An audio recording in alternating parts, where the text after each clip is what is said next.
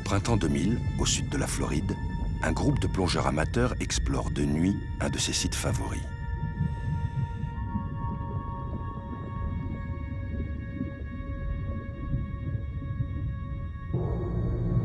Dans le faisceau d'une lampe, se découpe soudain la silhouette d'un poisson que personne n'a jamais vu dans les eaux de l'Atlantique. Le poisson inconnu n'est pas seul. Les plongeurs stupéfaits découvrent qu'il y en a des dizaines. Une des membres du groupe croit identifier un poisson-lion, mais elle s'interroge.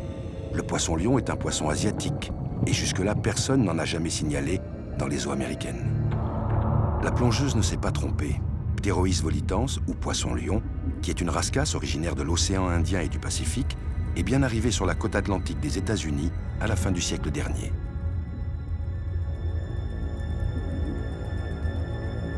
Dans son milieu d'origine, le poisson-lion est un simple prédateur parmi d'autres.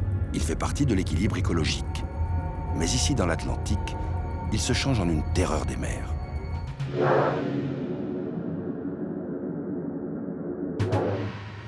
En 2009, il est arrivé sur les côtes du Honduras, dans le golfe du Mexique. En 3 ans, il a entièrement colonisé les fonds, et notamment le parc marin de l'île de Roatán. Informés de la situation dramatique aux Bahamas, les autorités du Honduras ont réagi sans tarder.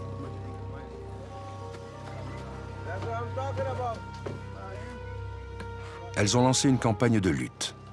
Des harpons ont été distribués aux populations locales et des dizaines de concours de chasse sous-marine sont organisés tout au long de l'année. Des milliers de poissons-lions sont ainsi éliminés régulièrement.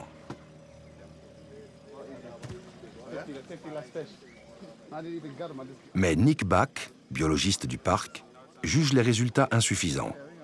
Il faut trouver quelque chose de plus, un moyen de lutte supplémentaire à combiner avec ce qui est déjà entrepris. Avec l'objectif d'aider Nick Bach dans ses recherches, Carl Stanley l'embarque à bord de son sous-marin.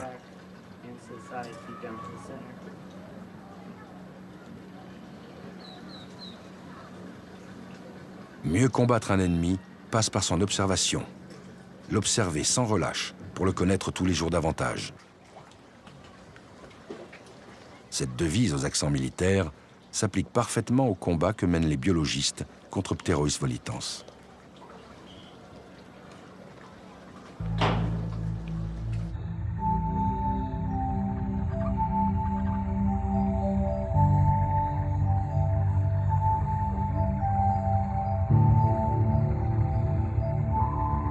Dans la drôle de machine qu'il a construite de ses mains, Carl emmène Nick vers les abysses, afin de savoir jusqu'à quelle profondeur le poisson-lion encercle l'île de Roatán.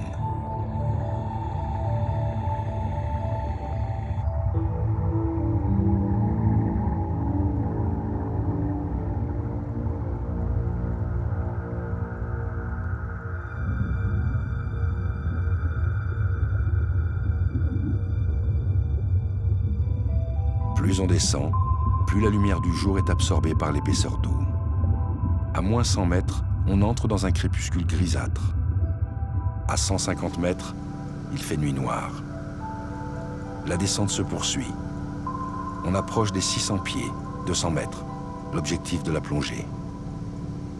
Nick est concentré, c'est la première fois qu'il descend si profond. Essaie d'abord celui-ci. Je pense qu'il y en a un ici. Tu devrais en voir un ici. Ah, ils se sont collés sur le côté. Ah ouais.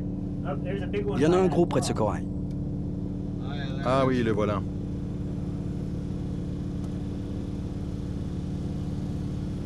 On dirait qu'il chasse. Il y a un juvénile là.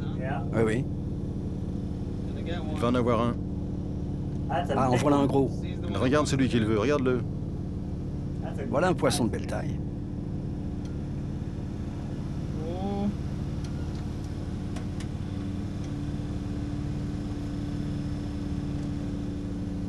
Il semble chasser sans se préoccuper de notre présence. Ouais. Toutes ces heures d'observation confortent Nick dans sa conviction que dans leur lutte contre Pterois volitans, les hommes doivent associer un prédateur naturel. Ah, voilà un beau spécimen. Un gros poisson-lion. Il est tout seul. Tu peux remarquer qu'il n'y a presque aucun poisson autour de lui. Il semble avoir l'estomac bien gonflé. Il a tout mangé autour de lui et maintenant il cherche un autre endroit. Carl, Oui? lors d'une plongée courante, Oui? quand tu descends à 300 mètres, combien de poissons-lions tu vois? À 300 mètres, peut-être 10. J'en vois à 250 mètres, mais la plupart du temps, on en voit surtout entre 1 et 120 mètres. Ok, ils vont donc jusqu'à plus de 250 mètres. Mais la plupart sont entre 1 et 100 mètres. Entre 1 et 120 mètres. Donc en trouver ici à plus de 150 mètres n'est pas anormal. Mais ils sont plus nombreux, moins profonds. Oui. Si on va à 100 mètres, il y en aura partout.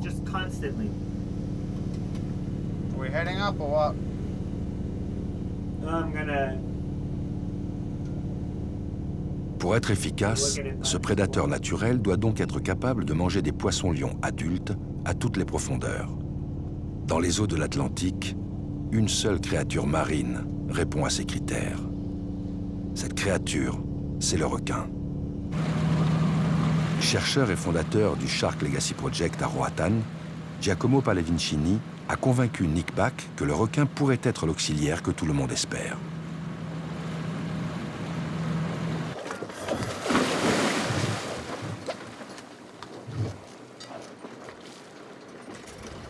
Les deux chercheurs se préparent à tenter une expérience sur le spot le plus fréquenté par les requins et encore infesté de centaines de poissons-lions, malgré le dernier concours de pêche sous-marine organisé une semaine auparavant.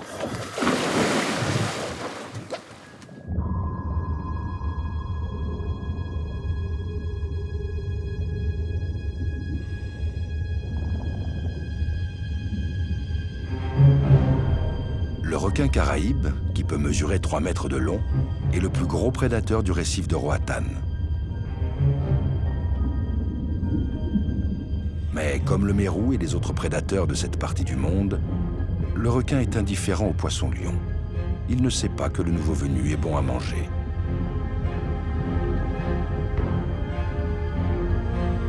Qu'il ne soit pas spontanément attiré par le poisson-lion n'est pas un obstacle selon Giacomo.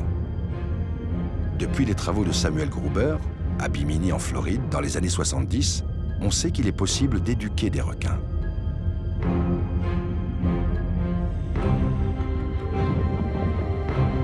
Giacomo a donc décidé d'entraîner les requins du récif à reconnaître le poisson-lion comme une proie possible.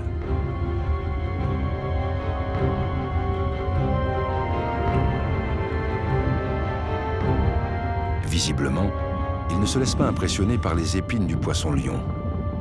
L'expérience semble concluante, mais beaucoup de scientifiques y sont catégoriquement hostiles. Donner de la nourriture aux requins est sujet à controverse depuis longtemps. Et évidemment, les nourrir avec des poissons-lions l'est aussi, parce que cela peut changer le comportement naturel des requins. Maintenant, oui, c'est vrai. Tout ce qu'on fait sous l'eau affecte leur comportement. Présenter du poisson-lion à un requin, qui est un nouvel organisme qu'il n'a jamais vu avant, particulièrement dans les Caraïbes, a eu un effet positif, parce que nous ne l'avons fait qu'un petit nombre de fois sur 2 ou 3 mois. Et après, nous ne l'avons plus fait. Et il semble que les requins se sont mis à considérer d'eux-mêmes les poissons-lions comme une source de nourriture. Alors oui, cela a un effet sur les requins, mais je pense que sur un plan plus large, nous avons aidé le récif, et nous espérons l'avoir aidé pour le futur.